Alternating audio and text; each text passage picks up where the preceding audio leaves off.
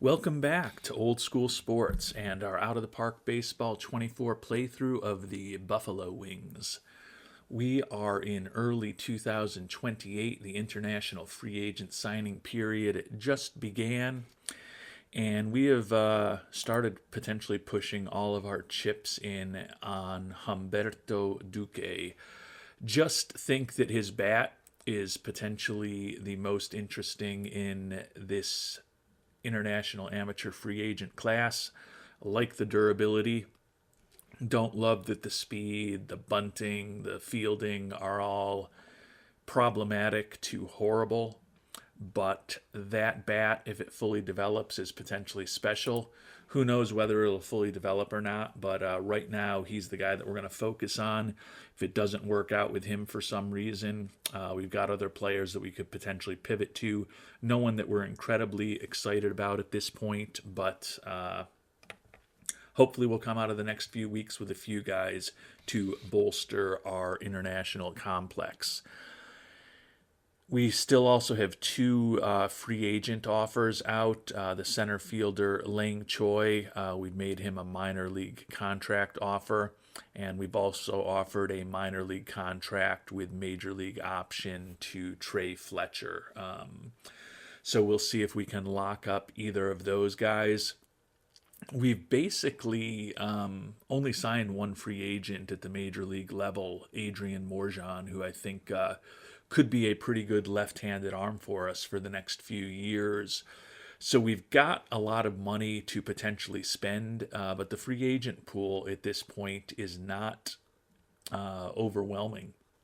It wasn't an incredible free agent class, in my opinion, to begin with, and the top guys on the market are gone. We dallied a little bit with Dylan Carlson, but did not end up signing him. Now, we have been able to add some salary this offseason and use up some of the capacity that we came in, bringing on Marcelo Meyer, Sean Murphy, and most recently Hayden Yinger. And thank you for Sporer for correcting my pronunciation on that. Brought those three on board, and you can see they are three of our top 10 or so paid players for this upcoming season. So that used up a little bit of the money that we had, but we don't want to get too crazy with it. So what we're actually going to do right now, we are going to put our scouting back up to the max, and we're going to put our player development up to 40 million, which I think is the highest it's been in a couple seasons now. You can still see that still gives us $20 million to potentially play with this year. So if we have somehow built this team into a potential contender, and obviously that's a big jump after winning 71 games in our first season and only improving by one win to 72 wins this past season. Obviously, getting another 10 to 15 wins to put ourselves in contention for a potential wild card is a big jump forward. But hopefully with some of the improvements we've made, some of the young guys we brought up towards the end of last season, a couple of young guys who could still potentially make their major league debuts this year, and then also just development of some guys with 2, 3, 4 years of experience that still could be getting a little better for us. Hopefully we're going to be a competitive team this coming year, and if so, we've got some money potentially available to add some contracts as the season moves along through trade. One thing that I am still going to keep my eye on for as we get closer to the start of spring training, the potential availability of Salvador Perez, Pablo Aliendo, and Joey Bart to potentially be a backup catcher for us. We could use the captain personalities from either Bart or Perez. Right now, we are in a situation, unfortunately, where the only captain personality that we have on our team right now is Nolan Jones. Going to be 30 years old at the start of this season, and he is a backup infielder for us at this point. Can also play pretty mediocre backup corner outfield. But he's a guy who, in a perfect world, he's going to be fighting for a roster spot if he didn't have the only captain personality on our team. If he plays like he did in our debut season of 2026, we are more than happy to keep him around. But if he hits like he did last year, the only reason we're really keeping him on the team is that good personality and that captain personality. So there's definitely an argument to just move to a backup catcher like Perez or Bart, either of whom have that captain personality, because then if we decide that we don't think that Nolan Jones needs to be on the team just based on his quality, we're not going to keep him around simply because he's a captain. But I'm also intrigued by Pablo Aliendo, who is younger, materially younger than Perez, and still about 5 years younger than Bart, and a better defensive player than either of those guys as a potential backup catcher as well. So those three guys are definitely in the mix to try to sign with some of the money that we potentially have available. And clearly, if I were to offer either of them a longer contract, since we don't have any extension money right now, we'd have to tweak scouting and development a little bit to execute on that.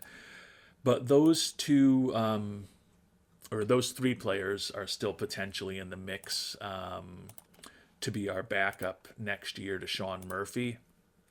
And quite honestly, if Murphy's not hitting incredibly well, some of those guys could certainly press him, and it could become a platoon situation, a 50-50 situation, or, one of those guys could even take over for Murphy as the starter in theory. If I do go for one of those catchers, though, that is going to make it very hard for me to bring up Samuel Basallo, who is a pretty interesting bat for us. And he is a guy who can play a mediocre defensive catcher or a mediocre defensive first base. But he combined for 34 homers last year between AA and AAA, prospect that we picked up in the expansion draft a couple of years ago, and would love to kind of see what he could do at the major league level. So there's an argument that if we bring on one of the free agent catchers, that decreases the chance of Basallo making the major league roster. But then I can also tell myself, if I bring on a backup catcher with a captain personality, either Perez or Bart, then that potentially lets us move on from Nolan Jones, in which case maybe it doesn't change the likelihood that Basallo could be on the roster, because he could take the spot that Jones was going to take. So definitely have some things to think about on the side of catchers. And one other thing that has been I don't want to say a trending topic, but there has been some comments on my potential use of Deshaun Seifu. And to be fair, I've probably elicited those comments because I've just been, when talking about next season, I've just been saying that Meyer's going to be our shortstop. The recently acquired Bo Bichette's going to play at second, and I'm going to push Seifu to third. And honestly, I think when I look at these ratings, Bichette, 60 range, 60 error, 55 arm, 60 double play. And then I look at Seifu, who has better range, not as good error. And then I think his arm and double play are pretty similar. Can definitely argue that go with the guy with the better range in terms of Seifu and play him at second base. And I think I am kind of leaning that way myself. But the reason I'm not yet talking about Seifu is my long-term answer at second base is that I don't love that 50 error rating for someone who's going to be getting the number of chances that a second baseman would. And honestly, even the 60 turn double play rating is less than I'd ideally hope for. In a perfect world, I'd love the error rating to be at least 10 points higher at 60, and I'd prefer the turn double play rating for a second baseman to be at least 5 points higher at 65. So that's kind of why I'm not writing Seifu in as my long-term second baseman in blood. That said, I recognize that with his 55 arm, he's not necessarily perfect at third base either. I mentioned this in the response to the comments in the last episode, but Seifu, when you look at his infield and outfield ratings and the fact that he's 6'1", he's a guy who could basically play any position on the field except for catcher pretty competently defensively. But then you look at the combination of those ratings, and there's not a position where I love him defensively. We've already talked about that at second base, I'd like the error and the turn double play to be better. At third base, I'd like the arm to be better. At shortstop, you'd kind of like all of these to be a little better. In center field, you'd like the range to be better. For every outfield position, you'd like the error rating to be better. And anywhere but left field, you'd like the outfield arm to be better. So I guess at 6'1", he's a potential gold glove first baseman if we wanted him to be for what that's worth. But he's kind of an interesting guy because I like him a lot defensively, and he's very versatile defensively. But I don't love him defensively at any position on the field. But I do love that bat, and I do love that speed, and I love the fact that in just 88 games at the major league level, he led the league in triples, stole 59 bases, hit over 300. I do think, and he's got room to improve, according to our scout, in several of the batting categories at this point. Hopefully the fact that we do have some outstanding infield coaching through our bench coach, Luis Martinez. Hopefully there's a chance that over the next few years, perhaps some of those ratings as far as infield defense for Seifu maybe move up 5 points. If I get extremely lucky over a period of several years, maybe can get 10 points in some of those, and would feel much better about his overall defensive prowess if he gets a little better over time. Certainly no guarantees, but we've got the coaching that if it's going to happen, we're in a position where we're trying to put him in the best position as possible to develop as intensively and dramatically and productively as he possibly can. So that is some high-level thinking from us as we kick off this episode. As I mentioned, the big thing we want to find out in the coming weeks is how the offer to Duque has been received. And then we've also got to give some thought to Perez, Aliendo, or Bart. Do we want to add another catcher in the coming weeks? And although we've got plenty of money to go after any of the catchers, I think I am just going to wait for the time being. I'm just not in love with any of them. Perez would be an upgrade for our defensive catcher from Basallo. Love the personality. But you look at him at this point, 40 contact, 40 gap power, a brutal eye. He's going to strike out a lot. He's going to never walk. He was incredibly productive last year. I can't complain with his production with 279 average and 17 homers and 305 at-bats. So it could be a situation where the guy is just a better hitter than his ratings make you think, and we also only for some reason have high scouting accuracy on him. So we'll actually request a scouting report while we're thinking about it. Joey Bart is kind of a similar defensive profile, not as much home run power. He's going to walk a little more, but he's going to strike out even more. Same kind of great personality, pretty similar defensively. Those two guys are basically interchangeable as far as I'm concerned. Pablo Aliendo, the reason to bring him on board is just for some borderline excellent catching defense. His bat definitely doesn't have the same home run power as either of those guys. His contact and gap power is in a similarly mediocre range. His eye and his avoid strikeout combination is better than either of those guys. He's younger than either of those guys. But to me, there's not one of these guys that I feel like, oh, that's the absolute answer and that's the perfect backup catcher. And as I talked about, when I look at what we've potentially got right now with Basallo, Basallo as a backup catcher is a much better bat than any of those three players.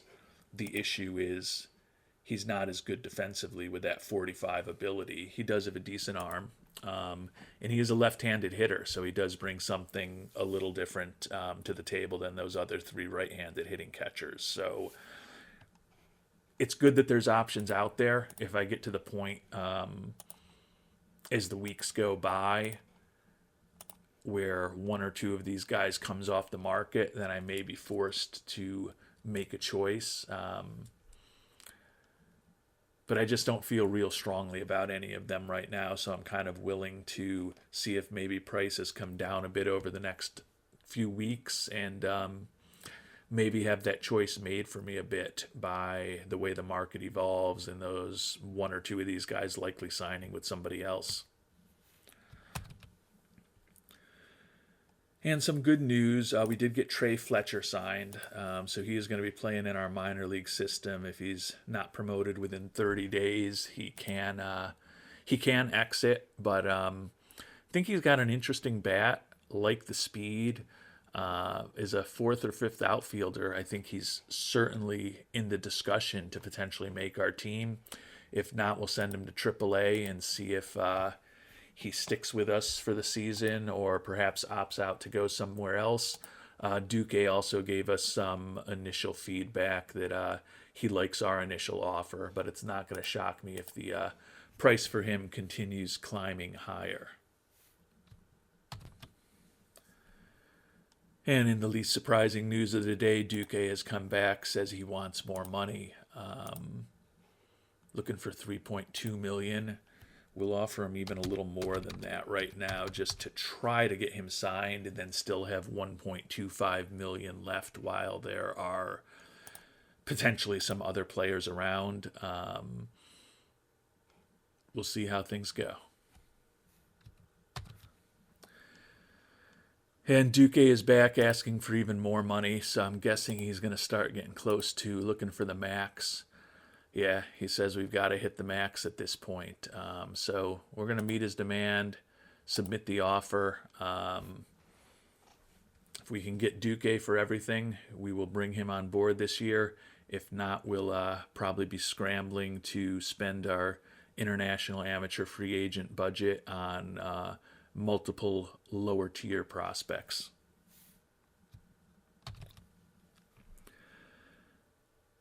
And we have gotten Humberto Duque signed, so he is in our international complex. We spent every bit of our $4.75 million that we had available for international amateur free agents on him, so hopefully he'll develop. I thought this was a year that we might end up spraying the money a lot around to a few people, but as we got our scouting accuracy up on Duque, that potential bat really stood out to me. Above average in everything, and honestly, borderline excellent potentially in 4 out of the 5 categories. Now, granted, that gap power with his mediocre speed, that limits the value of that. But if he's anywhere near 75 contact, 70 home run power, and 80 eye, when all is said and done, with that durability, we've potentially found a devastating bat to put it DH or first base for the future. And we're going to check in on the catchers, and it does look like Salvador Perez has signed, so that is no longer an option for us. Let's see where he ended up. I see a lot of guys named Perez. Hope I didn't miss him. Looks like I may have. I guess I could make it easier on myself by actually searching for Salvador Perez.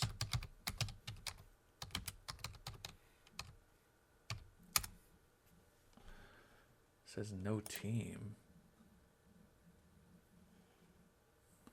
Oh, maybe his ratings have just declined as we've... Yes, of course. Yeah, he's still there. You were probably yelling at me for being an idiot. I was used to seeing him ahead of Aliendo and Joey Bart, but now that we have very high scouting accuracy on Salvador Perez, looks like his gap power is even weaker than we thought. And interesting, we think his catcher ability defensively is also not quite as good as we thought. So on the margin, that makes him a little less attractive relative to Bart. And I'm still kind of most intrigued perhaps by Aliendo just because I really like the defense. And that's an area that if we have Aliendo as our backup, then we've got really quality defense regardless of whether Murphy or Aliendo is catching. The past couple of years, we've had below average defense from our backup catcher defensively.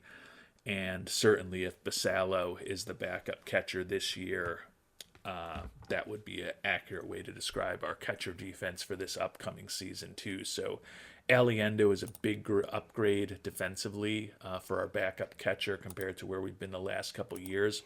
Quite honestly, even Joey Bart would be an upgrade defensively because we've kind of had 45, 50 catcher ability guys as our backups most often the last couple of years.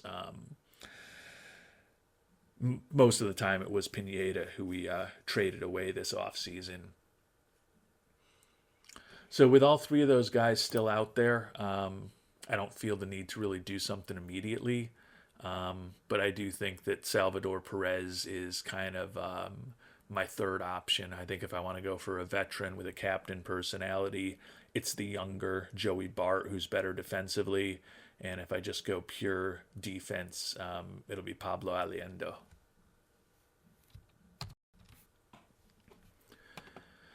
And actually looking at Joey Bart, he right now says he's willing to do a minor league contract, which becomes guaranteed if promoted.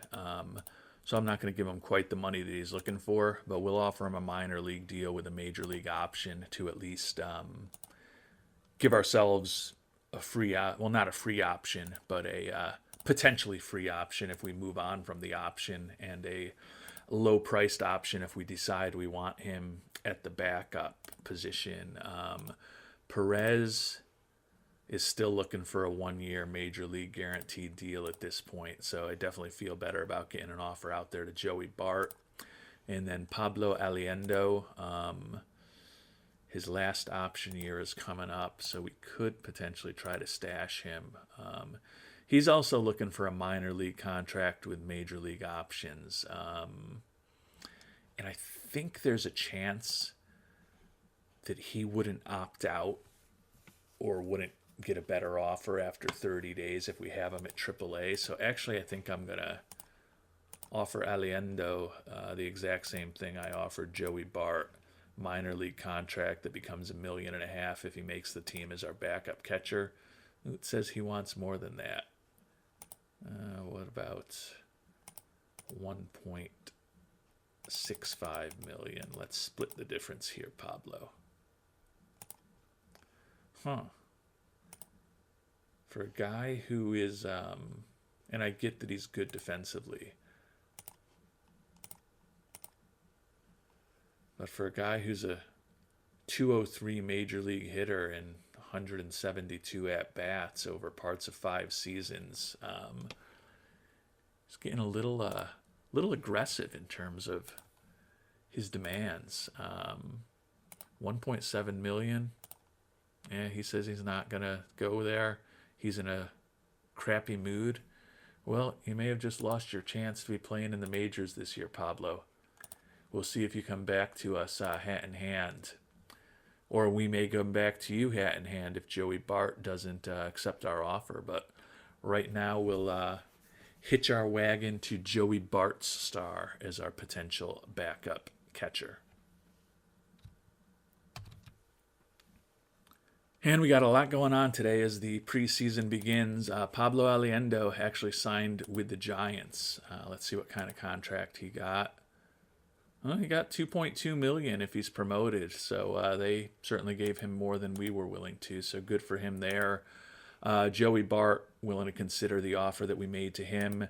and no change to our financial situation and our budget here as the preseason gets underway.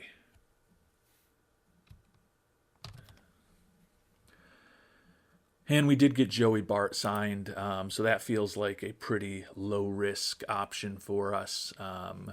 Gives us another potential captain personality. If we want to go with a better defensive backup catcher, he gives us that as well. I don't know what he's going to do offensively at this point. Hit 235 last year at the major league level, but he hit a buck 60 at the major league level the year before. Does have a little bit of pop in his bat, although he has only 2 home runs in his last 173 major league at-bats. So I don't think he's going to bring much to the potential with terms of the bat. But as I said, would be an upgrade defensively to what we've typically had as our backup catcher with these wings, which I think would be helpful for our pitching staff. And with that captain personality, could also help in the clubhouse. Makes it easier to move on from Jones if we decide to go that way, or also gives us an even stronger clubhouse with a couple guys in there with captain personalities, which we have had for much of the past couple seasons.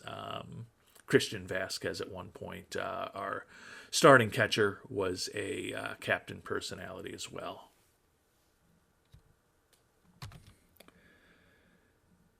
And as we get closer to the start of spring training, an unfortunate injury for our potential backup outfielder, Johnny DeLuca, injured his rotator cuff while throwing his dog a frisbee. So DeLuca, who is definitely our backup center fielder, had 200 at-bats for us last year, hit just 215. He was going to be in a battle to make a roster spot. I do like his durability. I like that there's a little pop in his bat, even though he didn't really show it last year for us. He is a guy who has shown some pop when he was an everyday player with the Dodgers, but likely to be starting the season on the IL.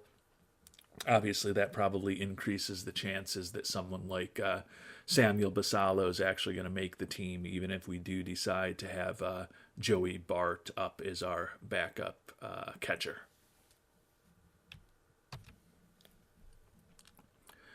And we've made it to the start of spring training.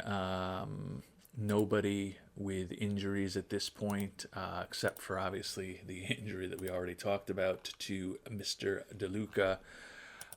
We only have 34 players on our 40-man roster at this point, so obviously we've got a lot of guys that we're going to add to the spring training roster from Albany and Utica, and perhaps even some top prospects from some lower levels of our farm system to probably push that number up to around 50 players or so, and start seeing how these guys do in the summertime in Florida before we have to make our big decisions on who's going to be coming north to Buffalo with us.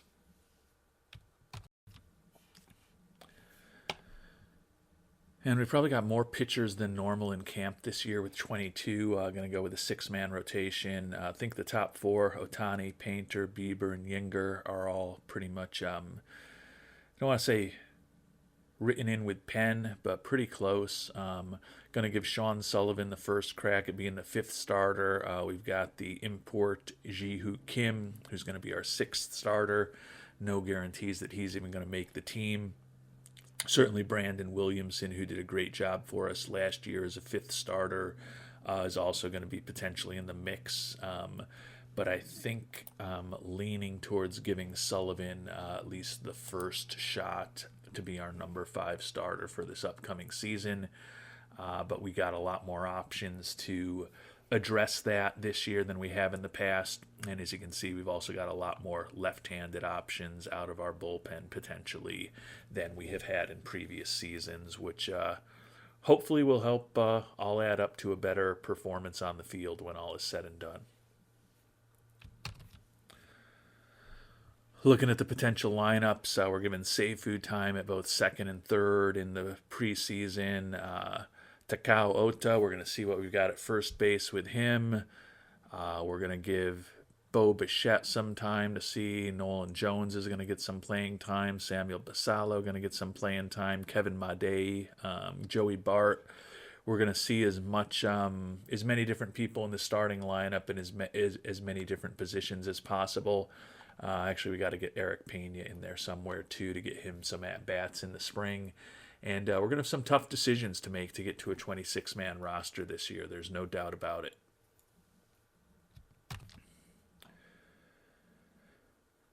And we're getting close to the end of spring training. Also got the draft pool announcement today. But the Wings 13-6-4.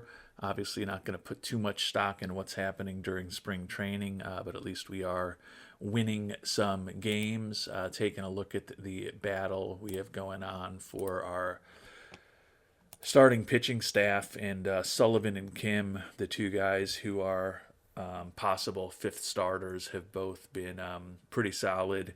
And Brandon Williamson has been great out of a relief role. Ohtani, Painter, and Yinger also have been great.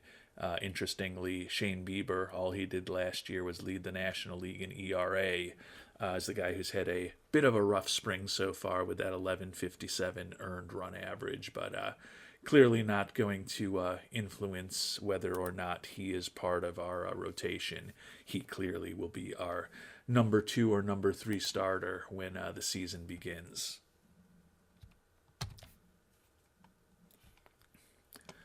And we've made it to the end of spring training, and we've got our pitching staff down to 14 players, so we need to cut one more. And actually going to do a move that I think makes sense, but it's not really something that I had been thinking. But we are going to send Sean Sullivan, who was penciled in as our number 5 starter, down to AAA. You know, when I look at the stuff, movement, and control, and obviously there's more than just that goes into it, but he's definitely one of the weaker pitchers on the team. He is a guy who still has 3 option years left. He's coming off a brutal 7-15 season with a 5.85 ERA. And he didn't pitch particularly well in the spring with a 7.36 ERA over his 5 starts. So we are actually going to send him down to AAA Albany. We'll see what our coach, our bench coach, suggests. I doubt that I'm going to go with it because he keeps putting Hayden Yinger into a follower role. He wants Humberto Rosado in the rotation. But actually, I got to go back to Brandon Williamson for the time being. He ended up being our 5th starter most of last year. You can see he started 20 games for us, 11-4 with a 3.56 ERA. I think he has definitely deserves that. I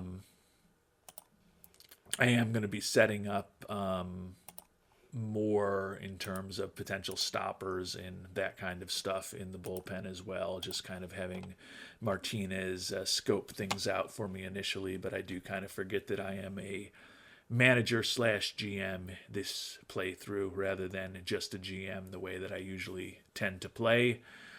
So I am going to set up some stoppers, but we do have our 13-man pitching staff. No surprise with the top 4, Ohtani, Painter, Bieber, Yinger, and Williamson is our number 5. The new addition, Devin Williams, is going to be our closer. And then 3 lefties out of the pen, Atencio, who's been our closer in the past, Morjan, who was a free agent signing, and Melenge, a Rule 5 pick, Emerson Talavera, who we picked up in a trade last year, back, Humberto Rosado back, Bryce Miller, and Raylan Perez will round out our bullpen at the start of this 2028 season.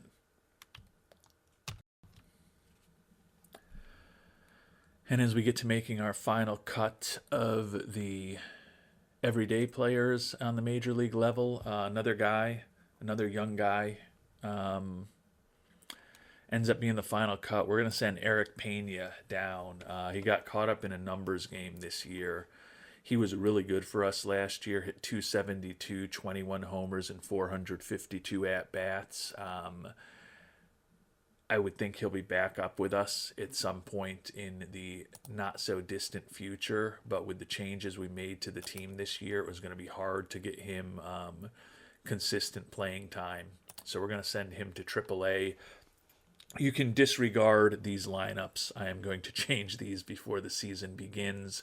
It's only what our bench coach suggests, but I'm probably going to overrule him in spots. But we'll take a quick look at the 13 players that are going to head north to us or with us. Sean Murphy is going to be our starting catcher. Joey Bart did make the team as his backup.